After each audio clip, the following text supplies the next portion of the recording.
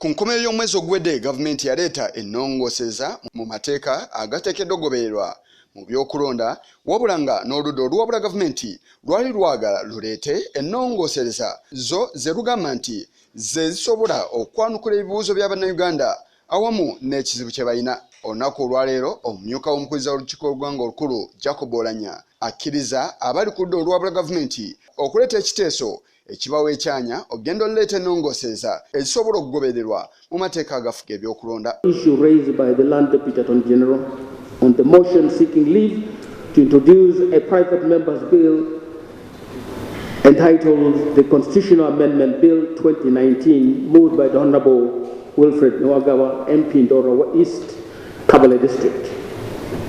Honourable Nwagawa first gave notice of this motion on the 26th of January this year, 26th of January this year, and the Speaker deferred the presentation of this motion until the end of April. And the purpose of deferring this was to give the Attorney General's office and the Attorney General himself the opportunity to present the government bills on both constitutional amendment and electoral reforms.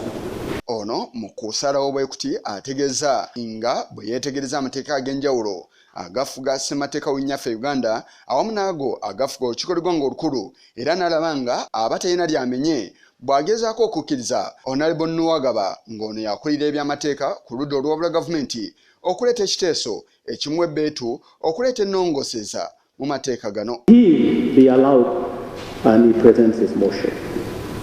In the meantime, another notice of a motion for leave to present a private member's bill on constitutional amendment was also served on the Speaker by the Honourable Paul Muiro, who was requested by the Office of the Speaker to consolidate his motion with that of Honourable Nwagaba to avoid the multiplicity of motions on the same subject matter.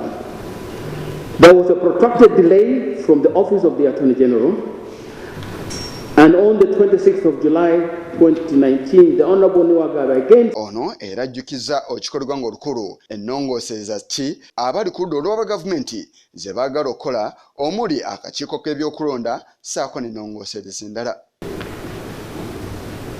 And his view was to amend the Constitution of the Republic of Uganda, and the draft bill was also attached.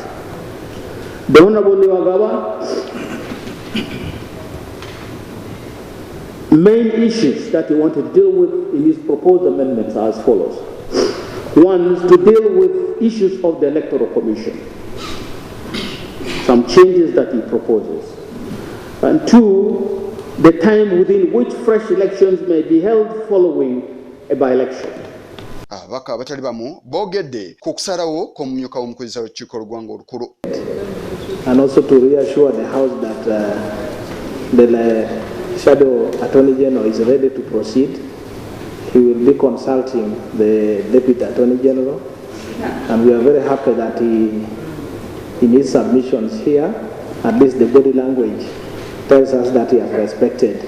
And I want him to cooperate with us because it's good faith that these constitutional amendments have been proposed. So this is to thank you very much, and also to put the Deputy Attorney General. Bano we babaweeredde olukisa ng'akakiiko akavunaanyizibwa ku by'amateeka akakolerwa omubaka Jacob Both kaatandika dda n'omulimu ogw'okukuŋŋaanya ebirowoozo okuva mu bannansi nga bakuba ttooki mu mabago agaaleetebwa gavumenti agafuga ebyokulonda.